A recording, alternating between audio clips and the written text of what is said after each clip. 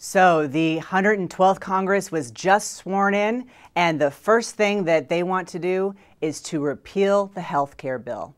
Because, we really just haven't talked about the health care bill enough yet. Their first order of business is to have a vote to repeal everything that we've enjoyed. Kids under 26 still being on their parents' health care, seniors being able to have free cancer screenings, sick children not being dropped for pre-existing conditions. All these things the Republicans want to repeal. Why? Because they don't like it. Because it was their idea in 1994, but when it passed in 2009, it was no longer their idea. So now they want to throw literally the baby out with the bathwater. And and these new Tea Party guys, not too big on civics, but they carry a constitution in their back pocket that they've never actually read. They now thinking that they run a branch of government, not knowing that the House is half a branch of government, have decided that it is time. And so next week, we're going to see all the GOP stand up and say no to Obama's health care bill twice. Now, here's the thing. It's not going to get repealed. It's not going to go through the Senate. And even if it does, Obama is going to veto it. And there's not going to be a two-thirds majority to be able to override a presidential veto. So essentially, the Republicans, their first order of business is to waste taxpayer money. It is what I have now called GOP-cocking.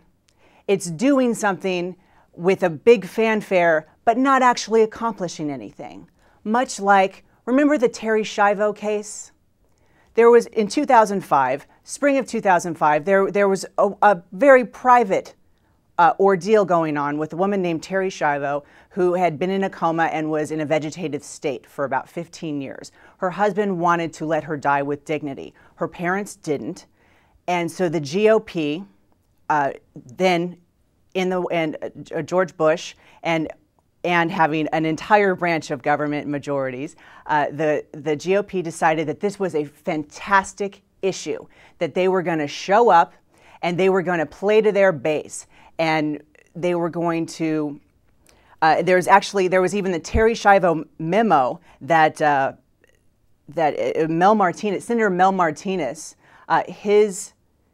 his aide wrote, and it says, and I quote, there's a woman, and this is a family, this is a private issue between, someone and their doctor.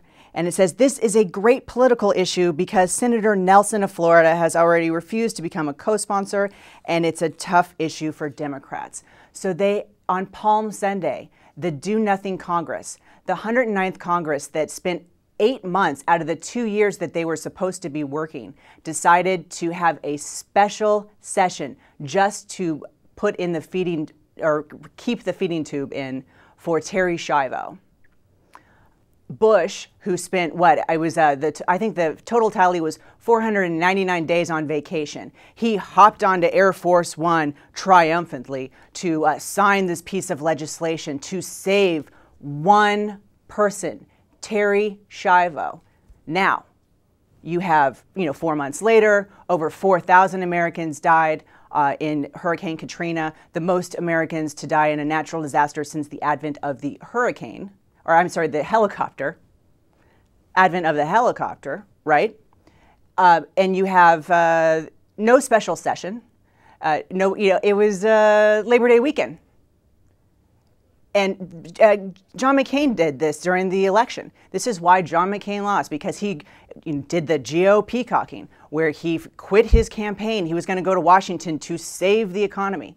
Well, see how he saved the economy. So there's going to be a bunch of these. Just wait. Check it out. There's going to be a bunch of these instances of the GOP looking like they're doing something with not actually doing anything. We're going to cut spending. Well, not that much spending. Well, not really cut spending. We're going to cut taxes, which is not cutting spending. Just wait. It's going to be an interesting 2 years, but you know what? There's going to be a lot more Terry Schiavos.